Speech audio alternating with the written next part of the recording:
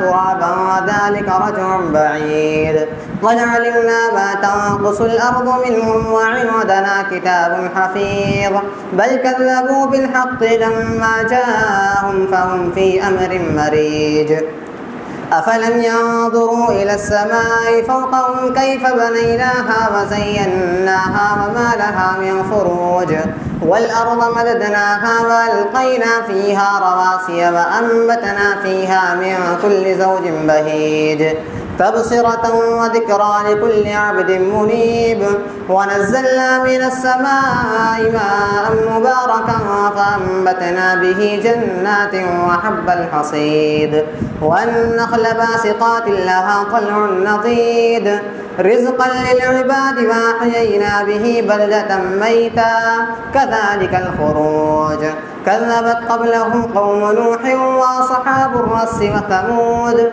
وعاد وفرعون وإخوان لوط وأصحاب الأيكة وقوم تبع كل وكذب الرسل فحق بعيد أفعينا بالخلق الأول بل هم في لبس من خلق جديد وقال تعالى في موضع آخر أعوذ بالله السميع العليم من الشيطان الرجيم بسم الله الرحمن الرحيم هو الذي بعث في الأميين رسولا منهم يتلو عليهم آياته ويزكيهم ويعلمهم الكتاب والحكمة وإن كانوا من قبل لفي ضلال مبين رب اشرح لي صدري ويسر لي أمري واحلل عقدة من لساني يفقهوا قولي رب زدني علما اللهم رب زدني علما. محترم سامعین اکرام، بزرگوں، بھائیوں اور میرے عزیز ساتھیوں، تمام قسم کی تعریف، توصیف، کبریائی، بڑائی، پاکی اس اللہ وحدہ لا شریک کے لیے لائق اور زیبا ہے جس کے قبضے اور قدرت میں ہم اور آپ کی جان ہے۔ بعدہ درود اور سلام نازل ہو تمام انبیاء اور رسل پر، خصوصاً ہمارے اور آپ کے آخری نبی جناب محمد عربی صلی اللہ علیہ وسلم پر، اللہم صلی علیہ وبارک وسلم۔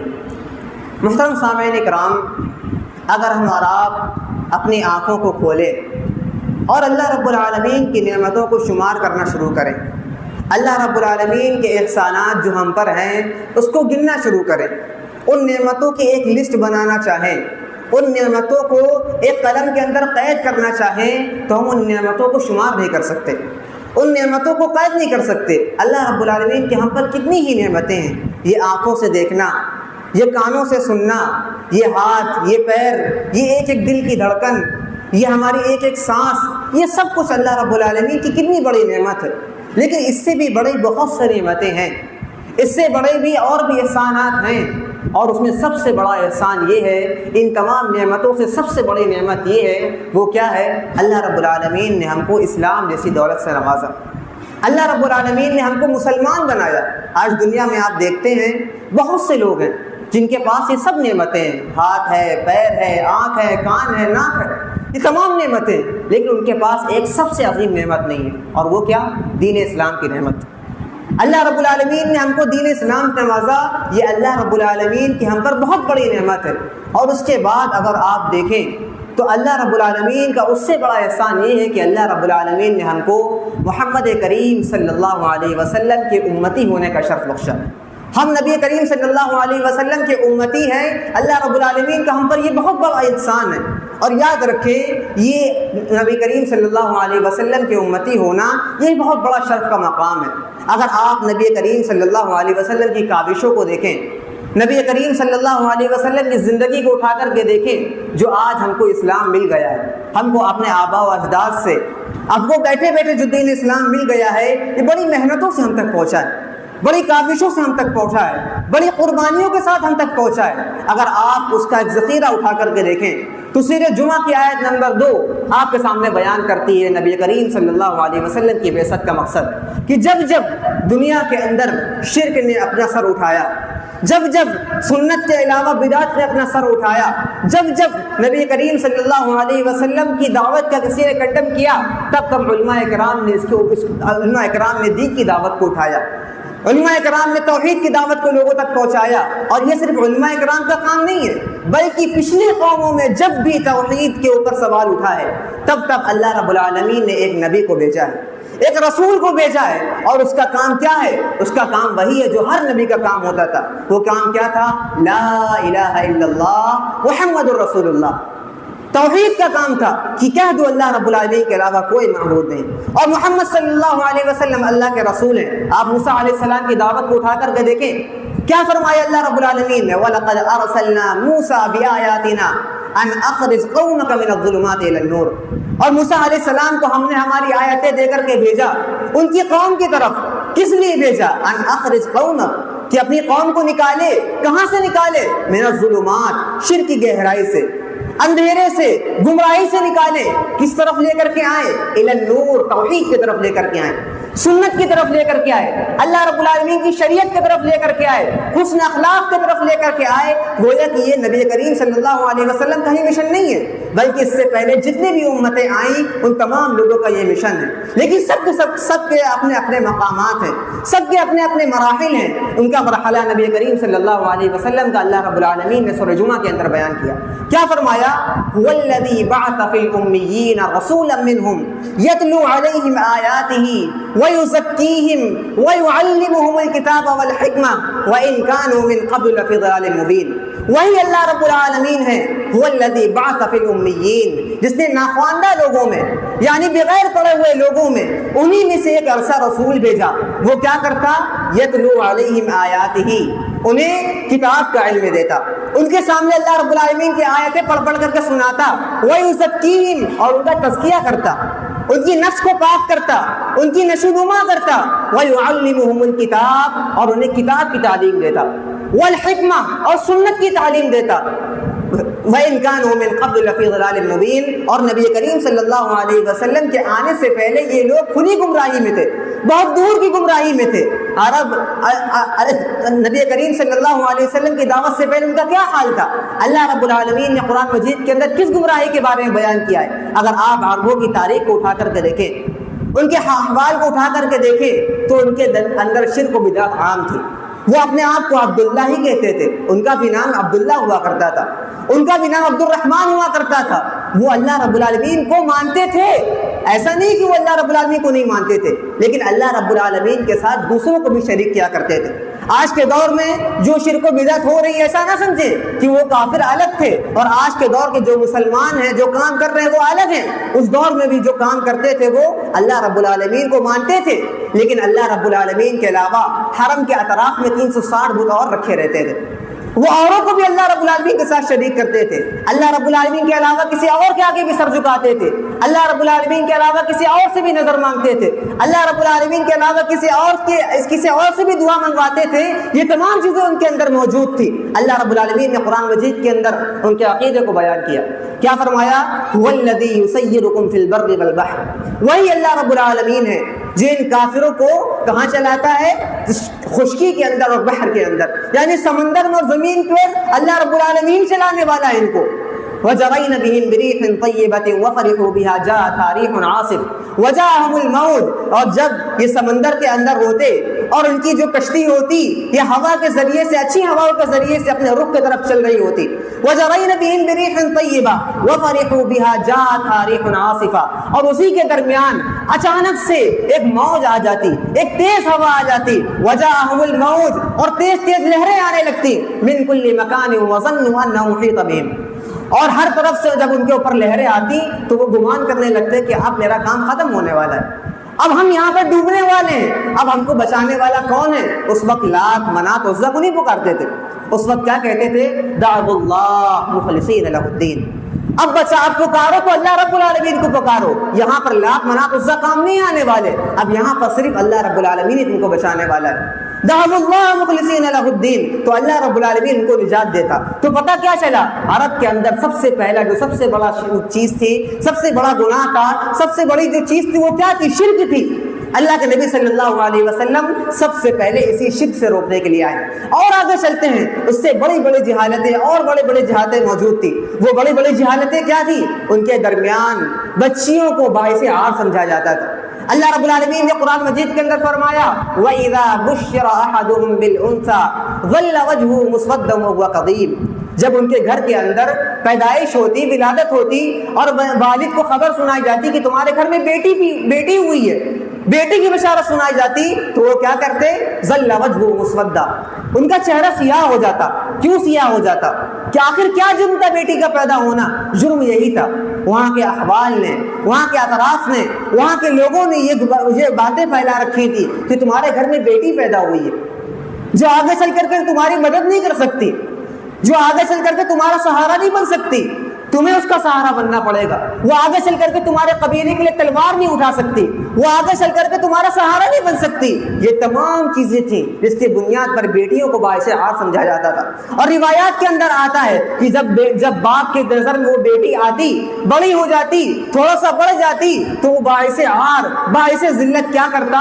اس بیٹی کو اپنے ساتھ اپنی انگلی کو پکڑا کر کے جنگلوں کی طرف، ریگستان کی طرف لے کر کے چلا جاتا، اور کیا کرتا؟ بغل میں بٹھال کر کے اس کے لیے گڈھے کھودتا، اور جو بدن پر مٹی لگتی تو بیٹی کیا کرتی؟ اس مٹی کو صاف کرتی، کہیں والد کے بدن پر مٹی نہ لگ جائے، والد کا بدن، باپ کا بدن کیا خراب نہ ہو جائے، گندگی نہ لگ جائے، تو بیٹی کیا کرتی؟ صاف کرتی اس کو، اور پوچھتی رہتی ہے ابا جان کیوں یہ گڈھا کھود رہے ہیں؟ لیکن اسے کیا معلوم کہ اس بیٹی کے لیے اس گڈھے کو کھود رہا ہے۔ آخر میں کیا کرتا؟ اس بیٹی کو اس کے اندر ڈال دیتا۔ اللہ رب العالمین نے قرآن مجید کے اندر فرمایا وَإِذَا الْمَوْءُودَةُ سُئِلَتْ، جب زندہ درگور کی ہوئی بیٹی سے اس کے بارے میں سوال کیا جائے گا بِأَيِّ ذَنبٍ قُتِلَتْ، کس جرم کی پاداش میں تم کو قتل کر دیا گیا؟ آخر کیا وجہ تھی کہ تمہارے باپ نے تم کو زندہ درگور کر دیا؟ یہ عربوں کی جہالت تھی۔ اللہ رب العالمین نے قرآن مجید کے اندر ضلال مبین اسی لیے کہا کہ یہ کھلی ہوئی گمراہی میں تھے، اور بھی بہت ساری گمراہیاں تھی، شراب نوشی عام تھی، جوا عام تھی، غریب دب کرتے رہتا تھا، ظالم ظلم کرتا تھا، غریبوں کو ان کا حق نہیں دیا جاتا تھا، امیر ریاستوں کے ساتھ مالداری کے ساتھ رہتا تھا۔ یہ تمام چیزیں اس دور کے اندر موجود تھی۔ لوگ قبائل کی بنیاد پر ایک دوسرے سے لڑا کرتے تھے، سالہ سال، نسل در نسل ایک دوسرے سے جنگیں کیا کرتے تھے، چھوٹی چھوٹی سی بات پر، بات بہت چھوٹی چھوٹی ہوا کرتے تھی، لیکن نبی کریم صلی اللہ علیہ وسلم کا بعثت اسی لیے ہوا تھا، ان کو اسی لیے رسول بنا کر کے بھیجا تھا کہ ان کے درمیان سے تمام چیزوں کو نکالنا اور ایک اللہ کی دعوت دینا، اور ان کے درمیان توحید کو قائم کرنا، اور ان کے درمیان سنت کو قائم کرنا، ان کے درمیان سے جہالتوں کو نکالنا۔ اللہ رب العالمین نے قرآن مجید کے اندر فرمایا هو الذی بعث فی الامیین، وہی اللہ رب العالمین ہے جس نے انہی میں سے، ان ان پڑھ لوگوں میں سے انہی میں سے ایک رسول بھیجا۔ کیوں اللہ رب العالمین نے انہی میں سے بھیجا؟ ذرا رک کر کے اس بارے میں بات کرتے ہیں۔ اللہ رب العالمین نے انہی میں سے کیوں بھیجا؟ ایک سوال ہے ہمیں اور آپ کو کرنا چاہیے کہ اللہ رب العالمین کی اس کے پیچھے مصلحت کیا تھی؟ مصلحت یہی تھی کہ اگر اس کو ایک مثال کی طرح سمجھیں، آپ ایک گاؤں کے اندر جائیں اور گاؤں والوں سے کہیں کہ آپ اس طرح سے زندگی گزاریے، کھیتی اس طرح سے کریے، اپنے معاملات کو اس طرح سے ادا کریے، تو گاؤں والے آپ سے کیا کہیں گے؟ یہ کل کا شخص آیا ہم کو بتا رہا ہے کہ کھیتی کس طرح سے کرنی ہے، نہ یہ ہماری زبان کو جانتا ہے، نہ ہماری حال اور حمال کو جانتا ہے، ہم کیوں اس کی بات کو مانیں؟ یا اور اگر کوئی وحی کا شخص اٹھے اور کھڑا ہو اور بتائے کہ اس طرح سے اپنے کاموں کو کرو تو اس کی باتوں پر تسلی کریں گے۔ یہی وجہ ہے کہ اللہ کے نبی صلی اللہ علیہ وسلم کو انہی میں سے اس لیے بھیجا تاکہ وہ ان کی باتوں پر یقین کریں، وہ ان کی زبان کو جانتے۔ اللہ رب العالمین چاہتا تو فرشتوں کو بھی نبی بنا کر کے بھیج دیتا، لیکن فرشتوں کو نبی بنا کر کیوں نہیں بھیجا؟ اس کے پیچھے بہت بڑی مصلحت ہے۔ علماء کرام نے بیان کیا کہ فرشتے کو اس لیے نہیں بھیجا تاکہ وہ ایکسکیوز نہ پیش کر سکیں، اپنے بہانے نہ بنا سکے کہ یہ تو فرشتہ ہے، یہ اس کو ضرورتیں نہیں آتی ہیں، اس کا کاروبار نہیں ہے، اس کو تجارت نہیں کرنی پڑتی، اس کے بال بچے نہیں ہیں، اس کے حاجات نہیں ہیں، ہم کیسے اس پر ایمان لا سکتے ہیں؟ تو اللہ رب العالمین نے انہی میں سے ایک رسول بھیجا، رسول منہم یتلو علیہم، جس کا کام کیا تھا؟ یتلو علیہم، وہ اللہ رب العالمین کی وحی کو لوگوں تک پہنچاتا، اللہ رب العالمین کی سنت کو لوگوں تک پہنچاتا، اللہ رب العالمین نے جس کو پیغام دیا وہ لوگوں کی طرف بھیجتا۔ یہ نبی کریم صلی اللہ علیہ وسلم کا مقصد تھا، مقصد واحد اور خالص تھا، لیکن جواب کیا ملا؟ جب اللہ رب العالمین نے حکم دیا نبی کریم صلی اللہ علیہ وسلم کو وَأَنذِرْ عَشِيرَتَكَ الْأَقْرَبِينَ، اے نبی کریم صلی اللہ علیہ وسلم اب جائیے کھل کر کے دعوت دیجیے، اپنے عزیز اور اقارب کو ڈرائیے۔ جب نبی کریم صلی اللہ علیہ وسلم کوہ صفا پر چڑھے اور تمام لوگوں کو بلایا، اے قبیلے کے لوگوں، اے خاندان کے لوگوں، آؤ دیکھو میں کیا بات کرتا ہوں۔ نبی کریم صلی اللہ علیہ وسلم کے سامنے جب تمام لوگ جمع ہو گئے تو نبی کریم صلی اللہ علیہ وسلم نے کہا، کیا کہا؟ اے لوگوں، اگر میں کہوں کہ اس پہاڑی کے پیچھے، اس چٹان کے پیچھے ایک لشکر ہے جو تم پر حملہ کرنے والا ہے، تمہارے اوپر لشکر کشی کرنے والا ہے، کیا تم میری بات کو مانو گے؟ تو انہوں نے کہا ہم آپ کی بات کو مانیں گے۔ کیوں؟ کیونکہ نبی کریم صلی اللہ علیہ وسلم کا لقب صادق تھا، وہ سچے تھے، یعنی نبوت سے پہلے بھی ان کو لوگ صادق کہتے تھے، ان کی بات پر یقین کرنے والے تھے۔ اس سے پہلے نبی کریم صلی اللہ علیہ وسلم کا لقب امین تھا، وہ ان کو امانت دار مانتے تھے۔ فوراً انہوں نے کہا ہم آپ کی بات کو مانیں گے، آپ کبھی جھوٹ نہیں بولتے۔ پھر نبی کریم صلی اللہ علیہ وسلم نے توحید کی دعوت دی، وہاں پر کھڑے ہو کر کے توحید کا پرچم لہرایا اور کیا کہا؟ قولوا لا الہ الا اللہ تفلحوا، اے لوگوں کہہ دو لا الہ الا اللہ، اللہ رب العالمین کے علاوہ کوئی معبود نہیں، کوئی عبادت کا لائق نہیں۔ اگر تم یہ بات کہہ دو گے تو تفلحوا، کامیاب ہو جاؤ گے۔ گویا کہ کیا پتہ چلا؟ نبی کریم صلی اللہ علیہ وسلم نے سب سے پہلے توحید کا پیغام دیا، توحید کے پرچم کو لہرایا۔ جواب کیا ملا؟ انہی کا چچا جو کیا ہے، انہی کا چچا ہے، کہتا ہے، کھڑا ہوتا ہے، تیری بربادی ہو، کیا تو نے ہمیں اس لیے جمع کیا ہے؟ کیا تو ہمیں اس دعوت کو لے کر کے آیا ہے؟ کیا تو نے ہمیں اس لیے جمع کیا ہے؟ تو جواب کیا ملا؟ مذاق، مخالفت، استہزاء۔ لیکن وہاں پر نبی کی دعوت رکی نہیں، نبی کریم صلی اللہ علیہ وسلم نے توحید کے پیغام کو روکا نہیں، بلکہ اسی طرح اپنی دعوت کو آگے بڑھاتے رہے۔ مشکلات آئیں، مصیبتیں آئیں، اپنے گھروں سے نکالا گیا، بائیکاٹ کیا گیا، لیکن گھر چھوڑا، کاروبار چھوڑا، سب کچھ چھوڑا، لیکن توحید کو نہیں چھوڑا، لیکن ایمان کو نہیں چھوڑا۔ یہ ہوتا ہے ایمان، یہ ہوتا ہے استقامت۔ اس طرح سے نبی کریم صلی اللہ علیہ وسلم نے ہم تک ہمارا دین پہنچایا۔ یتلو علیہم آیاتہ ویزکیہم ویعلمہم الکتاب والحکمہ۔ اس آیت کے اندر اللہ کے نبی صلی اللہ علیہ وسلم کے تین اہم مقاصد بتلائے گئے، تین پیغامات بتلائے گئے کہ نبی کریم صلی اللہ علیہ وسلم کی دعوت کن تین چیزوں پر تھی۔ اللہ کے نبی صلی اللہ علیہ وسلم کی دعوت کا یہاں پر خلاصہ کیا گیا۔ کیا خلاصہ کیا گیا؟ یتلو علیہم آیاتہ ویزکیہم۔ سب سے پہلے کیا بیان کیا؟ ویزکیہم، وہ ان کی نفس کی پرورش کرے، ان کو پاک کریں۔ یعنی نبی کریم صلی اللہ علیہ وسلم کو سب سے پہلے قرآن اور سنت دینے کا پیغام نہیں دیا گیا، بلکہ ان کو پاک کرنے کا پیغام دیا گیا۔ کیوں اللہ رب العالمین نے قرآن اور سنت سے پہلے وَيُزَكِّيهِمْ کا لفظ استعمال کیا؟ تزکیہ کرنے کا لفظ کیوں استعمال کیا؟ یہ بھی ایک سوال ہے۔ تو علماء اکرام اس کے جواب میں لکھتے ہیں کہ قرآن اور سنت کا دل میں اترنا تبھی پاسبل ہے جب آپ کا نفس پاک ہو، جب آپ کے اندر سے برائیاں نکل جائیں، تب قرآن مجید اور دیگر سنت صحیح ہمارے دلوں کے اندر اتر سکتی ہے۔ یہی سنت صحیحہ دلوں کے اندر راسخ ہونے کا ذریعہ ہے۔ اگر آج کسی شخص کے اندر برائیاں ہیں، گمراہیاں ہیں، بہت سے لوگ ہیں آتے ہیں کہتے ہیں کہ عبادتوں میں من نہیں لگتا، نمازوں میں من نہیں لگتا، عبادتوں میں سکون نہیں ملتا، عبادت تو کرتے ہیں، وجہ کیا ہے؟ کیوں نہیں سکون ملتا؟ وجہ یہی ہے کہ ہمارے اندر برائیاں ہیں، ہمارے اندر خامیاں ہیں، ہمارے اندر خرابیاں ہیں جو ہمارے اندر سے نکل ہی نہیں رہی۔ تو پتہ کیا چلا؟ سب سے پہلے نبی کریم صلی اللہ علیہ وسلم نے نفس کو پاک کیا۔ ان کے نفس کو کس طرح سے پاک کیا جاتا ہے؟ نفس کو دو طریقوں سے پاک کیا جاتا ہے۔ سب سے پہلے نفس کے اندر سے رذائل کو نکالا جاتا ہے۔ رذائل کیا ہے؟ جو ہمارے اندر گناہ ہیں، گمراہیاں ہیں، خرابیاں ہیں، جو ہمارے اندر بددیانتی ہے، کبر ہے، حسد ہے، بغض ہے، ان تمام چیزوں کو اپنے دلوں سے نکالنا۔ اس کے بعد اپنے نفس کے اندر توحید کو، سنت کو، اسی طرح سے صبر کو، شکر کو، محبت کو، اللہ رب العالمین کی، نبی کی محبت، ان تمام چیزوں کو ڈالنا، اس کو بولتے ہیں نفس کا تزکیہ۔ جب ہم اور آپ یہ کریں گے تو ہمارے دلوں کے اندر ایمان اترے گا، ہمارے دلوں کے اندر اللہ رب العالمین کی دعوت اثر کرے گی۔ یہی وجہ ہے آج ہم اور آپ اپنے نفس کے قابو میں آ چکے ہیں۔ آج ہمارے سامنے دو طرح کے لوگ پائے جاتے ہیں۔ ایک شخص وہ ہے جس نے اپنے نفس پر قابو پا لیا، اور دوسرا شخص وہ ہے جو اپنے نفس کے قابو میں آ گیا۔ جو شخص اپنے نفس پر قابو پا لیتا ہے، قرآن مجید کے اندر اللہ رب العالمین نے اس کے بارے میں فرمایا قد افلح من زکاہا، جس نے اپنا تزکیہ کر لیا، جس نے اپنے نفس کو پاک کر لیا، قد افلح، وہ کامیاب ہو گیا، وہ جنت کے اندر داخل ہو گیا۔ اور جو اپنے نفس کے قابو میں آ گیا، وقد خاب من دساہا، وہ برباد ہو گیا، اس نے اپنی زندگی کو برباد کر لیا۔ آج ہمارا نفس، ہم اور آپ اپنے نفس کے قابو میں، ہماری نفس جو کہتی ہے ہم وہ کام کرتے ہیں۔ آج ہماری نفس کسی فرعون سے کم نہیں ہے۔ فرعون کا کام کیا تھا؟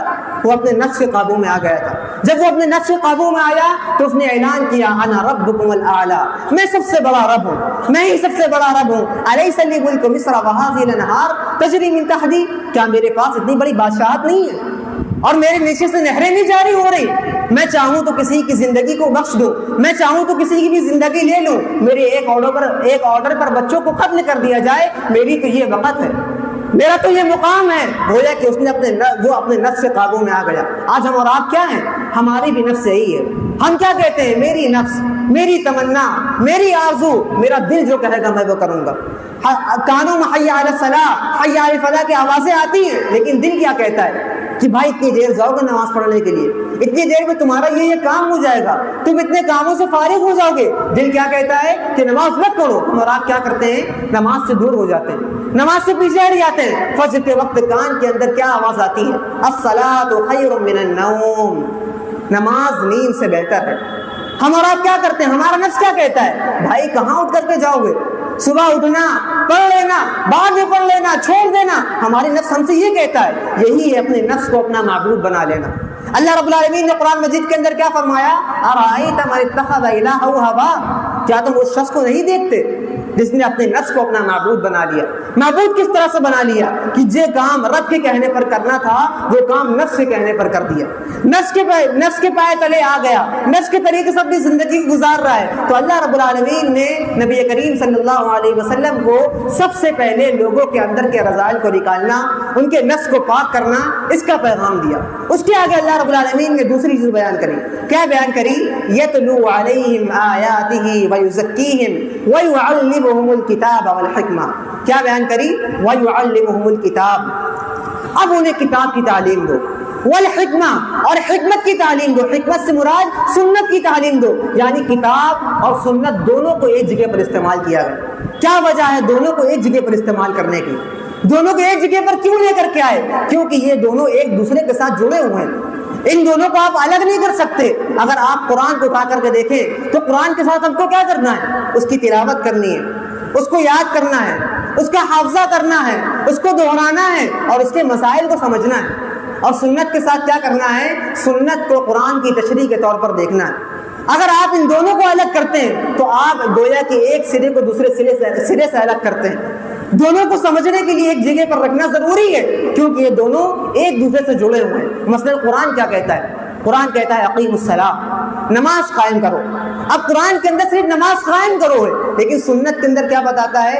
اگر آپ حدیث کو لیں گے تو نماز کس وقت قائم کرنی ہے، کتنی رکعت قائم کرنی ہے، کس طرح سے قائم کرنی ہے، تشہد میں کس طرح سے بیٹھنا ہے، وہ آپ کو سنت سے معلوم ہوگا، وہ آپ کو حدیث سے معلوم ہوگا۔ گویا کہ اگر آپ قرآن سے حدیث کو ہٹا دیں تو آپ قرآن کو سمجھ نہیں سکتے۔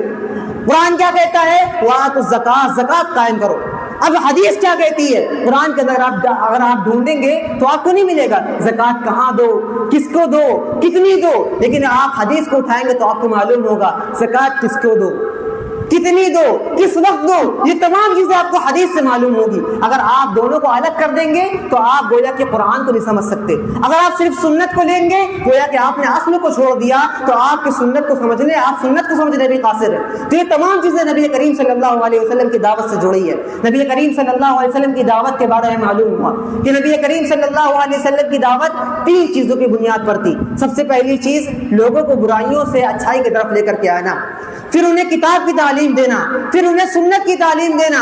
گویا کہ نبی کریم صلی اللہ علیہ وسلم کی زندگی کے مشن یہی تھا۔ اور اگر آپ نبی کریم صلی اللہ علیہ وسلم کی زندگی کو اٹھا کر کے دیکھیں تو یہ سلسلہ چلتا رہا۔ جو شخص اکیلے کھڑا ہوا تھا، چند صحابہ کرام کے ساتھ نبی کریم صلی اللہ علیہ وسلم اکیلے کھڑے ہوئے تھے، دھیرے دھیرے کر کے، محنتیں کر کے، مشقتیں کر کے آگے بڑھتے رہے، مخالفتیں ہوتی رہی، تنگی آتی رہی، یہ تمام چیزیں سامنے آتی رہی، لیکن سامنے سے اپنے پاؤں کو ہلایا نہیں، اپنے قدموں کو جمائے رہے، اپنے گھروں سے نکالے گئے، مدینہ بھیجے گئے، مدینہ کے اندر ایک سوسائٹی قائم کری، وہاں سے اسلام کو پھیلایا۔ جنگ بدر ہوئی، جنگ احد ہوئی، خیبر ہوئی، خندق ہوئی، یہ تمام چیزیں چلتی رہی، دین اسلام کا پرچم لہرتا گیا، لوگ جوک در جوک اسلام کے اندر داخل ہوتے گئے اور ان کو روکنے کی بہت ساری کوششیں کی گئی۔ کیا الزامات نہیں لگائے، کیا کیا الزامات نہیں لگائے. نبی کریم صلی اللہ علیہ وسلم کو شاعر کہا گیا, نبی کریم صلی اللہ علیہ وسلم کو کاہن کہا گیا, نبی کریم صلی اللہ علیہ وسلم کو مجنون کہا گیا, لیکن قرآن نے کیا کہا؟ وما هو بقول شاعر, یہ کسی شاعر کا قول نہیں ہے. وما هو بقول کاہن, یہ کسی کاہن کا بھی قول نہیں ہے, یہ اللہ رب العالمین کا واضح کلام ہے. اس کے اندر کوئی کمی اور بیشی نہیں, لا ریب فیہ, اس کے اندر کوئی شک بھی نہیں. گویا کہ نبی کریم صلی اللہ علیہ وسلم کو روکنے کی بہت کوششیں کی گئی.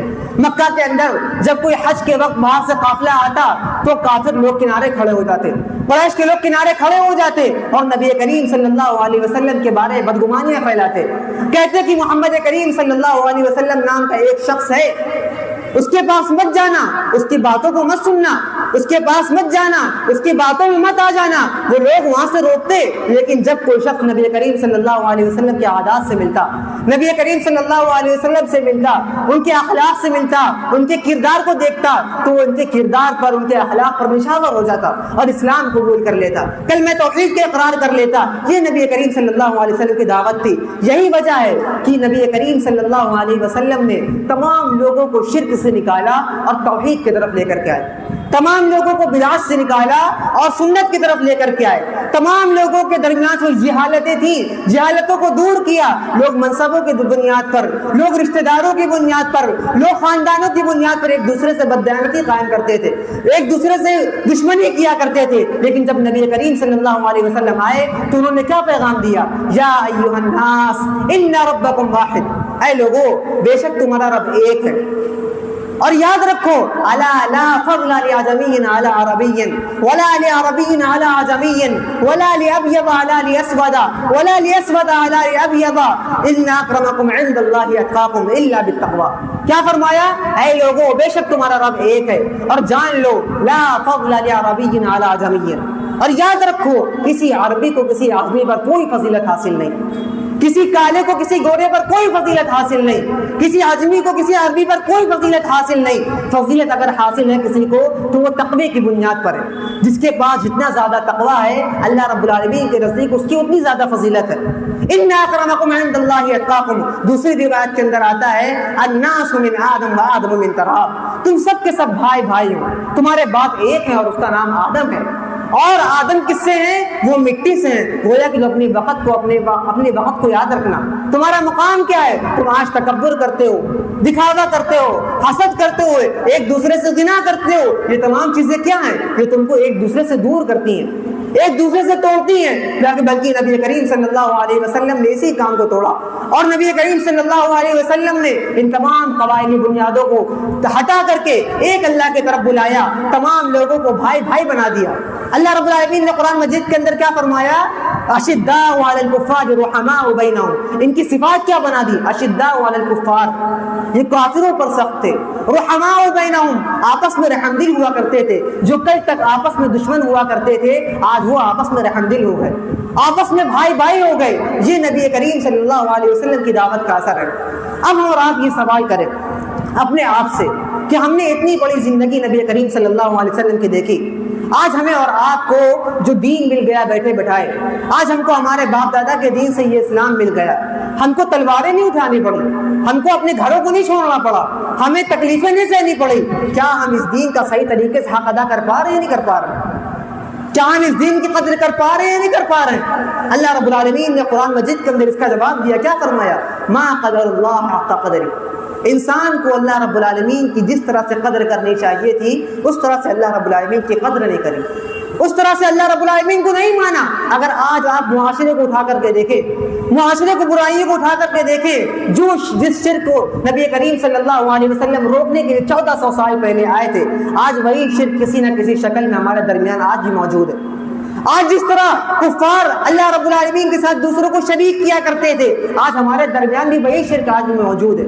آج لوگ اللہ رب العالمین کو مانتے ہیں لیکن سجدے کسی اور کے آگے کرتے ہیں, دعائیں کسی اور سے مانگتے ہیں, نظر کسی اور کے لیے مانگتے ہیں, سجدے کہیں اور پہ کرتے ہیں. یہ آج کے مسلمان کا حال ہے. اسی دعوت کو روکنے کے لیے نبی کریم صلی اللہ علیہ وسلم 1400 سال پہلے آئے تھے. ہمیں اور آپ کو اپنا جائزہ لینا چاہیے. آج نبی کریم صلی اللہ علیہ وسلم ہم کو جہالت سے دور کرنے کے لیے آئے تھے, لیکن آج بھائی بھائی سے دور ہوتا چلا جا رہا ہے. آج آپسی ناطے, رشتے ناطے, یہ تمام سے دور ہوتے چلے جا رہے ہیں. کیوں؟ کیونکہ ہم نے نبی کریم صلی اللہ علیہ وسلم کی تعلیمات کو چھوڑ دیا, نبی کریم صلی اللہ علیہ وسلم کی سنت کو چھوڑ دیا. اگر ہم نبی کریم صلی اللہ علیہ وسلم کی سنت کو تھامتے تو آج ہمارے درمیان اتحاد قائم ہوتا, اتفاق قائم ہوتا. کیونکہ اب کوئی نئی شریعت آنے والی نہیں ہے, اب کوئی نیا دین آنے والا نہیں ہے. نبی کریم صلی اللہ علیہ وسلم قیامت تک کے تمام آنے والے لوگوں کے لیے اسوہ حسنہ ہے, قیامت تک کے تمام آنے والے لوگوں کے لیے نمونہ ہے. ہمیں اور آپ کو نبی کریم صلی اللہ علیہ وسلم کی زندگی کو فالو کرنا ہے. کیوں؟ کیونکہ اب کوئی نئی شریعت آنے والی نہیں. نبی کریم صلی اللہ علیہ وسلم 10 ہجری کو عرفہ کے دن نبی کریم صلی اللہ علیہ وسلم کھڑے ہوئے اور یہ آیت تلاوت کری, الیوم اکملت لکم دینکم واتممت علیکم نعمتی ورضیت لکم الاسلام دینا.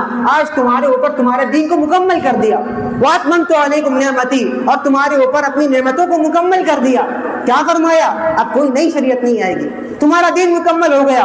اور اس دن نبی کریم صلی اللہ علیہ وسلم نے 1 لاکھ صحابہ اکرام کی موجودگی میں اس کی گواہی بھی دی.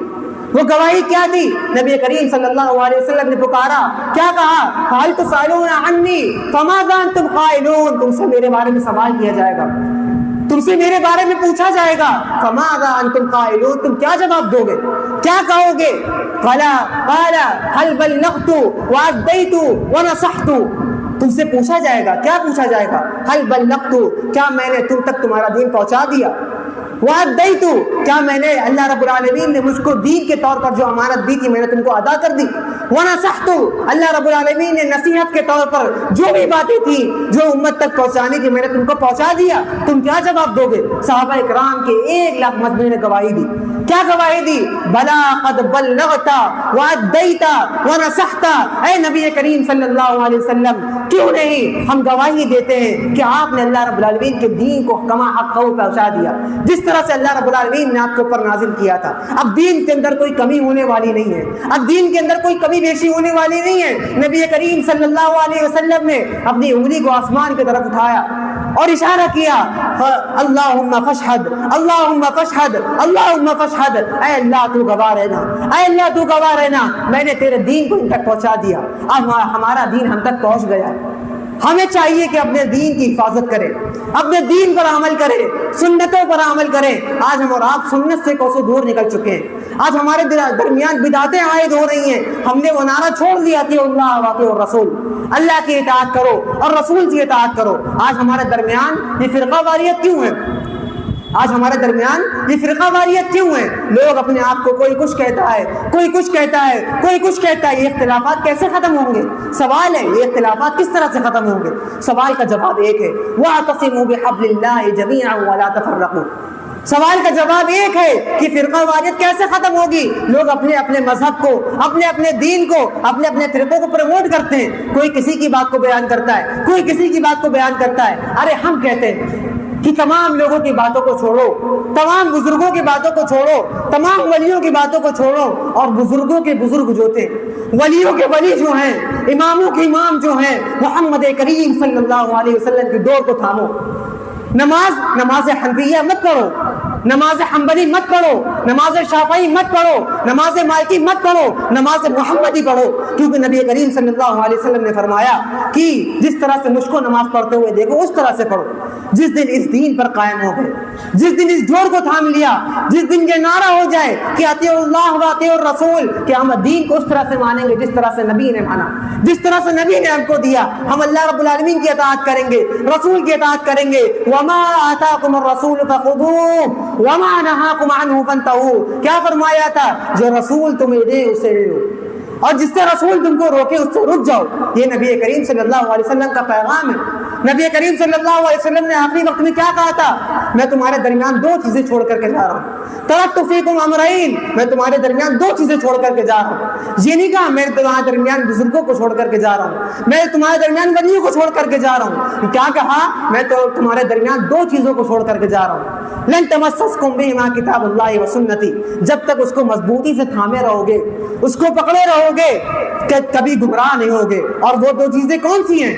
کتاب اللہ اور سنت رسول، قرآن اور سنت رسول۔ تو نبی کریم صلی اللہ علیہ وسلم نے ہم کو دو چیزیں دی ہیں، اگر ہم اس دو چیزوں کو مضبوطی سے تھام لیں، نمازیں اس طرح سے پڑھیں جس طرح سے نبی نے پڑھ کر کے دکھائی، اپنے دین پر اس طرح سے عمل کریں جس طرح سے نبی نے کر کے دکھایا، اپنے دین کو اس طرح سے فالو کریں جس طرح سے صحابہ کرام نے کر کے دکھایا، جس دن اس نعرے پر آ گئے ایک صف کے اندر آ کر کھڑے ہو جائیں گے، وہی بات ہوگی، نہ کوئی بندہ رہا نہ کوئی بندہ نواز، ایک ہی صف میں کھڑے ہو گئے محمود و ایاز، نہ کوئی بندہ رہا نہ کوئی بندہ نواز، تمام لوگ ایک سے ایک صف میں کھڑے ہو جائیں گے، ایک دوسرے سے پیر ملا کر کھڑے ہو جائیں گے، ایک دوسرے کے درمیان محبت قائم ہو جائے گی، ایک دوسرے کے درمیان اتحاد قائم ہو جائے گا۔ اتحاد کا ذریعہ یہی ہے۔ آج ہم اور آپ جگہ جگہ پر ستائے جا رہے ہیں، مارے جا رہے ہیں، دھمکائے جا رہے ہیں، وجہ کیا ہے؟ کیونکہ ہم نے نبی کی سنت کو چھوڑ دیا، نبی کے طریقے کو چھوڑ دیا۔ آج ہم اور آپ فرقوں میں بٹ گئے۔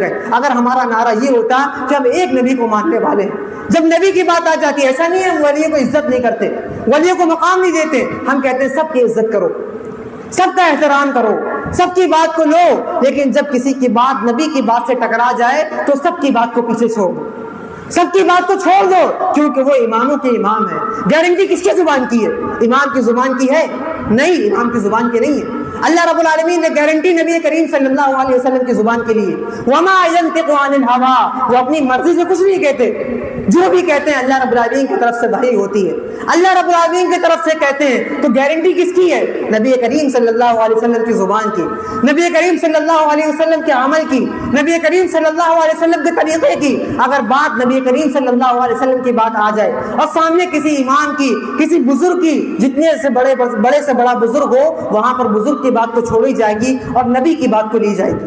تو ہمیں اور آپ کو چاہیے کہ اپنے صفوں میں اتحاد کو قائم کریں، اللہ اور اس کے رسول کی اطاعت کریں، سب کی عزت کریں، سب کی احترام کریں، لیکن دین پر اس طرح سے عمل کریں جس طرح سے نبی کریم صلی اللہ علیہ وسلم نے ہم کو عمل کر کے دکھایا۔ اور جس دن اس لمحے پر آ جائیں گے، اس طریقے پر آ جائیں گے، ہمارے درمیان اتحاد اتفاق قائم ہو جائے گا، اللہ رب العالمین ہمارے لیے مدد کو بھیج دے گا۔ انہی تمام باتوں کے ساتھ میں اپنی بات کو ختم کرتا ہوں۔ اخیر میں اللہ رب العالمین سے دعا ہے، اللہ رب العالمین ہمیں کتاب و سنت کے مطابق عمل کرنے والے بنائے۔ آمین۔ ما خدا الحمد للہ رب العالمین۔